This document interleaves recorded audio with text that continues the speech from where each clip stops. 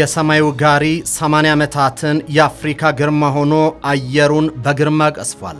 የሰማዩ ፈረስ ደመናን እየገረሰሰ አፍሪካን ከዓለም ጋር ለአንድ ክፍለ ዘመን ጥቂት ፈሪ ለሆኑ ዓመታት ያክል አገናኝቷል። አየር መንገዱ የፓን አፍሪካኒዝም ምልክት ነው።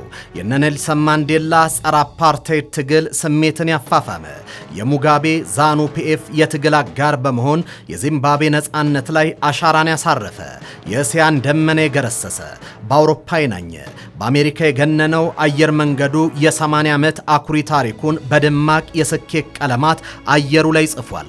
የኢትዮጵያ አየር መንገድ 80ኛ ዓመት የልደት ሻማውን ሲያበራ ታሪኩ የዕድሜ ቁጥር ብቻ ሳይሆን የአንድ ሕዝብ የማይበገር ተስፋና የአንድ አህጉር ኩራት በሰማይ ገጽ ላይ የተቀረጸበት ሕያው ድርሳን ነው። በ1946 ዓ.ም በአምስት የዳግላስ ሲ-47 አውሮፕላኖች የተጀመረው ያ ንጋት ዛሬ 8 አስርት ዓመታትን ተሻግሮ ዓለምን በክንፎቹ አቅፎ የያዘ ግዙፍ የኢኮኖሚና የዲፕሎማሲ መልህቅ ሆኗል። ይህ መልህቅ በምድር ላይ በተመሰረተ ልማት ጸንቶ የሚቆም፣ በሰማይ ላይ ደግሞ እንደ ንስር አድማሳትን የሚቀዝፍ የልዕልና ምልክት ነው። በተለይ ባለፉት 8 ዓመታት የተከናወኑ መዋቅራዊ ሪፎርሞች ይህንን አንጋፋ ተቋም ከመደበኛ እድገት ምህዋር አውጥተው የዓለም አቀፍ አቪዬሽን ቁንጮ እንዲሆን አድርገውታል። በእነዚህ 8 ዓመታት የገጠሙትን ፈተናዎች በድል ተሻግሯል። ኮቪድ ወረርሽኝን በድል ተሻግሯል። የመካከለኛው ምስራቅ ቀውሶች ሳይበግሩት ዓለምን አገናኝቷል።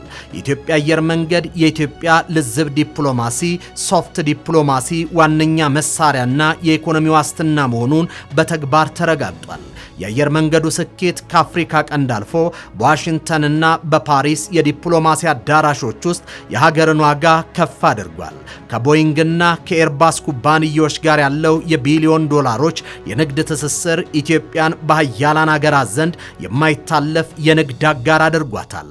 እኚህ ስምምነቶች መሬት ላይ በሚገነቡ ግዙፍ ፕሮጀክቶች የታጀቡ ናቸው።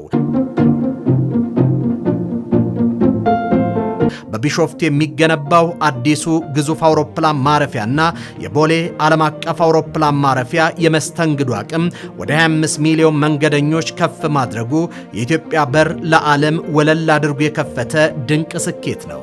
ዛሬ አየር መንገዱ ተጓዦችን ብቻ አያመላልስም። ይልቁንም የሀገርን ግርማ ሞገስ በየአህጉራቱ እያስተዋወቀ የቱሪዝምና የኢንቨስትመንት ድልድይ ሆኖ ያገለግላል። ይህ የ8 አስርት ዓመታት የከፍታ ጉዞ በቁጥሮች ሲመዘን ደግሞ ይበልጥ ያስደንቃል። የኢትዮጵያ አየር መንገድ የኢትዮጵያ ልዝብ ሶፍት ዲፕሎማሲ ማስፈጸሚያ ነው። የአሜሪካ የውጭ ጉዳይ መስሪያ ቤት ልሳን የሚባለው ፎሪን ፖሊሲ መጽሔት ሰርቶት በነበረው የአየር መንገዱ የዓለም አቀፍ ገበያ ላይ ያለው የስኬት ሚና የአሜሪካን የምስራቅና የሰሜን አፍሪካ የውጭ ጉዳይ ፖሊሲ እንዴት እንደቃኘውም ይዳስሳል። ኢትዮጵያ አቪዬሽን ዘርፍ ላይ ያሳየችው እድገት በቢሊዮን ዶላሮች ዋጋ ያለው የዩኤስ ኢትዮጵያ ትብብርና ኢትዮጵያ በሕዝብ ብዛትና በቆዳ ስፋት ትልቅ አገር መሆኗን የደረጀና የተነባበረ ኢኮኖሚ እንዲኖራት አድርጓል። እንደ መጽሔቱ የኢትዮጵያ አየር መንገድ በኢትዮጵያና በአሜሪካ መካከል የማስተሳሰሪያ ገመድ ነው። ኢትዮጵያ በቢሾፍቱ የምትገነባው ኤርፖርት ለትራምፕ አስተዳደር ትርጉሙ ብዙ ነው። ኢትዮጵያ የአየር ማረፊያዎቿን ስትገነባ ከቦይንግ ጋር ያላትን የአውሮፕላን ግዢ ታጠናክራለች። ነገሩን ለመረዳት እንዲያመች በአሃዝ ደገፍ እናደርገው። በፈረንጆቹ 2035 አየር መንገዱ አሁን ያለውን የአውሮፕላን ቁጥር ወደ 207 ማድረስ ይፈልጋል። የመዳረሻ ስፍራዎቹንም በእነዚህ ዓመታት ከ140 ወደ 207 ለማድረስ በመስራት ላይ ይገኛል። በዓመት የሚያስተናግዳቸው የተጓዦች ቁጥር ከ40 እስከ 60 ሚሊዮን ከፍ ያደርጋል ተብሎ ይጠበቃል። ከዚህ ባለፈ ኢትዮጵያ የኤርባስ አውሮፕላን ገዢ ሀገር ናት። የኢትዮጵያና የፈረንሳይ የሁለትዮሽ ግንኙነትን ስትራቴጂክ ካደረጉት መካከል የኤርባስ አውሮፕላን ግዢ ነው። የኢትዮጵያ ዲፕሎማሲ ግንኙነት እየፋፋ ነው። በዓለም ላይ ያላት ዋጋ እየጨመረ ይገኛል። እንደ አውሮፓውያን አቆጣጠር በ2035 የአውሮፕላኖቹን ቁጥር ወደ 207 ለማድረስና በዓመት እስከ 60 ሚሊዮን መንገደኞችን ለማስተናገድ የተነደፈው ራዕይ አየር መንገዱ የትውልድ ቅብብሎሽን ጠብቆ የሚጓዝ ዘላቂ ተቋም መሆኑን ያበስራል። በአሁኑ ወቅትም የገቢ መጠኑን ወደ 7.6 ቢሊዮን ዶላር በማሳደግና ከ28000 በላይ ለሚሆኑ ዜጎች የሥራ ዕድል በመፍጠር የሀገር ውስጥ ኢኮኖሚ የደም ስር ሆኖ ይገኛል። የአቪዬሽን አካዳሚው ወደ ዩኒቨርሲቲነት ማደጉና በቅሊንጦ የተጀመረው የኤሮስፔስ ማምረቻ ኢንዱስትሪ ተቋሙ ከበረራ አልፎ ወደ ዕውቀትና ቴክኖሎጂ ሽግግር ማማ ላይ መድረሱን ይናገራል። አየር መንገዱ ከቁጥራዊ ስኬቶች ባሻገር የለዘብ የዲፕሎማሲ ማስፈጸሚያ ነው። አሜሪካም ፈረንሳይም ፕሬዝዳንት ትራምፕም ኢማኑኤል ማክሮንም ከኢትዮጵያ ጋር የተሳፉበት ክር አንዱ አየር መንገዱ ነው። ጤና ይስጥልኝ። ይህ ኢትዮ መልሕቅ ነው። መልሕቃችን የአየር መንገዱን የ80 ዓመታት ጉዞ የ8 ዓመቱን ሪፎርም ይዳስሳል። ከዚህ ባሻገር የአየር መንገዱን የለዘብ ዲፕሎማሲ አካልና የጂኦ ስትራቴጂ ማስፈጸሚያነቱን እየቃኘን አብረናችሁን ቆያለን። አብራችሁን ቆዩ። በኢትዮጵያ ከተነሱ አንኳር ጥያቄዎችና በኩራት ሰመሩ ከሚባሉ ስራዎቻችን አንደኛውና ቀዳሚው የኢትዮጵያ አየር መንገድ ግሩፕ ነው። ባለፉት 80 ዓመታት ይህ አየር መንገድ በሚያስደንቅ ሁኔታ የጥንታዊት ሀገር ምልክት፣ የጥንታዊት ሀገር ኩራት፣ የጥንታዊት ሀገር መሻት ማሳያ ሆኖ ቆይቷል።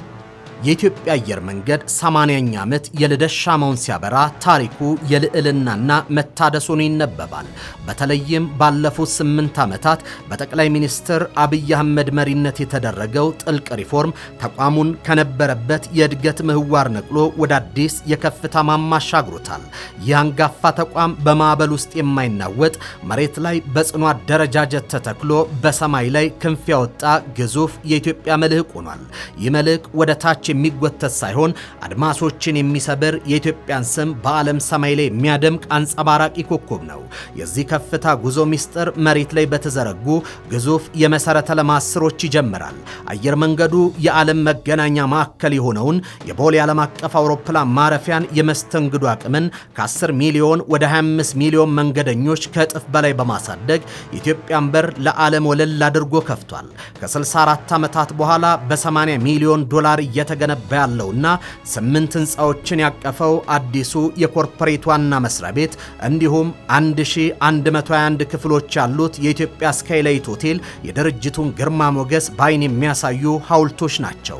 በ50 ሚሊዮን ዶላር የተመረቀው ዘመናዊ የኢኮሜርስና የዳታ ማዕከል የዘመኑን የዲጂታል ቴክኖሎጂ ትጥቅ ሲያስታጥቁት፣ በቅሊንጦ የተቋቋመው የኤሮስፔስ ማምረቻ ኢንዱስትሪ ደግሞ ሀገሪቱን ወደ አዲስ የኢንዱስትሪ ምዕራፍ አራምዷታል። ከዚህ ባሻገር የአቪዬሽን አካዳሚው ወደ ዩኒቨርሲቲነት አሳድጎ በዓመት 4000 ተማሪዎችን ለመቀበል መቻሉ እንዲሁም ለ5000 ሰራተኞች የመኖሪያ ቤት መገንባቱ የድርጅቱ ነፍስ ከሆኑ የሰው ኃይሉ ጋር ያለውን ጥልቅ ቁርኝነትና ቤተሰባዊነት ፍቅር ያሳያል። በመሬት ላይ ጸናው ይህ መልሕቅ በሰማይ ላይ ደግሞ ክንፎቹን በስፋት ዘርግቷል። የሰማዩን ንግስና አንቀሳቃሽ ሞተር የሆኑ ሰራተኞች ቁጥር ከ16000 ወደ 29000 በማድረስ ተቋሙ የብዙዎች ሕይወትን የለወጠ የሥራ ዕድል ፈጣሪ ሆኗል። የብረት ወፎቹ ስምሪትም ታሪካዊ ዘላ ያሳይቷል። እንደ አውሮፓውያን አቆጣጠር በ2018 ከነበረበት 100 አውሮፕላኖች ዛሬ ላይ ወደ 146 አውሮፕላኖች አድጓል። ባለፉት 7 ዓመታት ተኩል ብቻ 74 አዳዲስ እና እጅግ ዘመናዊ አውሮፕላኖች የአየር መንገዱን ጓሮ አድምቋል። አየር መንገዱ ዓለምን ብቻ ሳይሆን ኢትዮጵያን እንደ ልብ እያስተሳሰረ ይገኛል። የሀገር ውስጥ መዳረሻ አውሮፕላኖች ማረፊያዎችን ከ20 ወደ 27 በማሳደግ ከተሞችን የንግድ የቱሪዝምና የግንኙነት የማይበጠስ የደም ስራ አድርጓቸዋል። የዚህ የ8 ዓመታት የሪፎርም የመጨረሻው ማሳያ በማያወላውል የቁጥር ሚዛን ሲሰፈር የሚሰጠው እውነት ነው። አየር መንገዱ ዓለም አቀፍ የኢኮኖሚ ውጣ ውረዶችን ተቋቁሞ ጠቅላላ ዓመታዊ ገቢውን ከ2.4 ቢሊዮን ዶላር ወደ 7.6 ቢሊዮን ዶላር ማምጠቅ ችሏል። ይህ ከ3 እጥፍ በላይ የሆነ አስገራሚ የገቢ ጎርፍ ነው። በዓመት የሚያጓጉዘው የመንገደኞች ቁጥርም ከ10.6 ሚሊዮን ወደ 19.1 ሚሊዮን ሲያድግ የጭነት ወይም የካርጎ አቅሙ ከ400 ሺህ ቶን ወደ 800 ሺህ ቶን የሚደርስ በማድረግ እጥፍ ገደማ በማደግ አየር መንገዱ የዓለም የሎጂስቲክስ የማይተካ ዋልታ አድርጎታል። የኢትዮጵያ አየር መንገድ 80ኛ ዓመት በዓሉን ሲያከብር በ8 ዓመታት ሪፎርም የታደሰው ጉልበቱን ለዓለም እያሳየ ነው። መሬት ላይ ስሩን በብረትና በሲሚንቶ አጽንቶ ሰማዩን በዘመናዊ አውሮፕላኖች ሞልቶ የሰራተኞቹን አእምሮ በእውቀት ኮትኩቶ ገቢውን በቢሊዮን ዶላሮች አባስቶ በዓለም አቀፍ ደረጃ የኢትዮጵያን ስም በከፍታ ማማ ላይ አውለብልቧል። ይህ ተቋም ለዘመናት ኢትዮጵያን ወደ ብልጽግና ሰማይ የሚያበር ማዕበልን ተቋቁሞ ሀገርን የሚያጸናና የትውልድ ቅብብሎሽን ጠብቆ የሚጓዝ እውነተኛ የኢትዮጵያ ክንፍ ያለው ተቋም ነው። አየር መንገዱ ላለፉት 80 ዓመታት አልጋ ባልጋ የነበረ ጉዞ አላሳለፈም። የመንግስታት መውደቅና መነሳትን ተሸክሞ እድገቱን ሳያቋርጥ ማለፍ ችሏል። የኮሮና ወረርሽኝና ሌሎች የተፈጥሮ ያመጣቸውን እንደ ድርቅ ያሉ ከፍተኛ ፈተናዎች ተሻግሮ ማለፍ ችሏል። በኢትዮጵያ ላለፉት 100 ዓመታት በውስጥና በውጭ የተደረጉ ከፍተኛ ጦርነቶች እድገቱን ሳይገቱት ቆይተዋል። የኢትዮጵያ አየር መንገድ የኢትዮጵያ ኩራት የሚባለው ምንም አይነት ተግዳሮት ፈተና ሳይገጥመው ሳይሆን በተፈጥሮና ሰው ሰራሽ የገጠሙትን ፈተናዎች በከፍተኛ ብቃት አልፎ የአፍሪካ ኩራት፣ የአፍሪካ መመኪያ፣ የኛም የብልጽግና መሻት ማሳያ መሆን ችሏል። የኢትዮጵያ አየር መንገድ በተለያዩ ጊዜያት ያጋጠመውን የሰው ኃይልና የግብዓት ችግሮች በድል በመወጣት እያስመዘገባቸው ያሉ ስኬቶችን ለማስቀጠል አሁን ላይ የራሱ የአውሮፕላን አብራሪዎች ማሰልጠኛ ትምህርት ቤት ያለው ሲሆን የሀገር ውስጥና የውጭ ዜጎችን በማሰልጠን ለአቪዬሽን ኢንዱስትሪው ከፍተኛ አስተዋጽኦ እያበረከተ ይገኛል። በተጨማሪም አየር መንገዱ ለበርካታ የአፍሪካ ሀገራት ብሔራዊ የአየር መንገዶችና የግል አውሮፕላኖች የጥገና አገልግሎትና ስልጠናም እየሰጠ ይገኛል።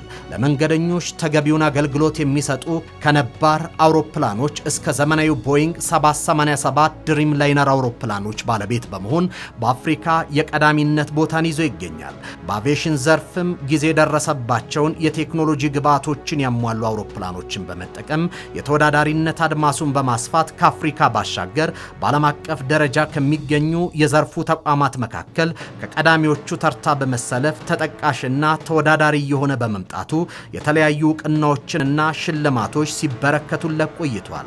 ኢትዮጵያ አየር መንገድ ከ8 አስርት ዓመታት በላይ ያስቆጠረው ጉዞ የንግድ ተቋም ስኬት ብቻ ሳይሆን የጥቁር ሕዝቦች ኩራትና የኢትዮጵያ የልዕልና መገለጫ ሆኖ በሰማይ ገጽ ላይ የተቀረጸ ታሪክ ነው። በተለይም ባለፉት 8 ዓመታት የተመዘገበው ምርታ ተቋሙን ከበራ አገልግሎት ባለፈ የሀገሪቱ የጂኦ ስትራቴጂ ማስፈጸሚያና የለዝብ ሶፍት ዲፕሎማሲ ዋነኛ ምሰሶ አድርጎታል። ይህ ክንፍ ያለው ዲፕሎማሲ ኢትዮጵያን ከአህጉራት ጋር የሚያስተሳስር ወርቃማ ክር ሲሆን በየከተማውና በአውሮፕላን ማረፊያ የሚውለበለበው የሰንደቅ ዓላማ ውበት የሀገርን ገጽታ በመገንባት ረገድ ትልቅ የዲፕሎማሲ ሚናን እየተጫወተ ይገኛል። አየር መንገዱ የሚያሳየው ከፍተኛ እድገት ከገቢ ማደግ እስከ አውሮፕላኖች መብዛት፣ ከመሰረተ ልማት ዝርጋታ እስከ ዓለም አቀፍ ትብብር ኢትዮጵያ በዓለም አቀፍ መድረክ ያላትን የመደራደር አቅም ከፍ አድርጎታል። በተለይ ከምዕራባውያን ሀያላን ጋር ያለው የቢሊዮን ዶላሮች የንግድ ትስስር እንደ ቦይንግ እና ኤርባስ ካሉ ግዙፍ ኩባንያዎች ጋር የሚደረጉ ውሎች አየር መንገዱ የኢኮኖሚ ዋስትና ብቻ ሳይሆን የፖለቲካዊ ትስስር ዋልታ አድርጎታል። ኢትዮጵያ አየር መንገድ በአፍሪካ ቀንድ ያለውን ስልታዊ ተጽዕኖ በማጠናከር ረገድ የሚጫወተው ሚና የኢትዮጵያ ምልክት የሚለውን ስያሜ በትክክል እንዲያገኝ ያደርጓል። ምክንያቱም በማዕበል ውስጥ ጸንቶ የሚቆም የኢኮኖሚ ምሰሶ በመሆኑ ብቻ ሳይሆን አዲስ አበባን የአፍሪካ የፖለቲካና የዲፕሎማሲ ማዕከል አድርጎ ስላነጻት ጭምር ነው። በጠቅላይ ሚኒስትር አብይ አህመድ መሪነት ባለፉት 8 ዓመታት የተከናወኑት ጥልቅ ሪፎርሞች ተቋሙን በአዲስ ጉልበትና ራዕይ በማነቃቃት የሀገር ውስጥ ትስስርን በማጠናከርና ዓለም አቀፍ መዳረሻዎችን በማስፋት የሀገርን ድንበር ተሻጋሪ ተጽዕኖ ገንብቷል። የኢትዮጵያ ስካይላይት ሆቴል፣ የአቪዬሽን ዩኒቨርሲቲና ዘመናዊው የካርጎ ተርሚናል ተቋሙ የእውቀትና የቴክኖሎጂ ሽግግር ማዕከል በማድረግ የኢትዮጵያን ልዝብ ኃይል ሶፍት ፓወር በዓለም ፊት አድምቆታል።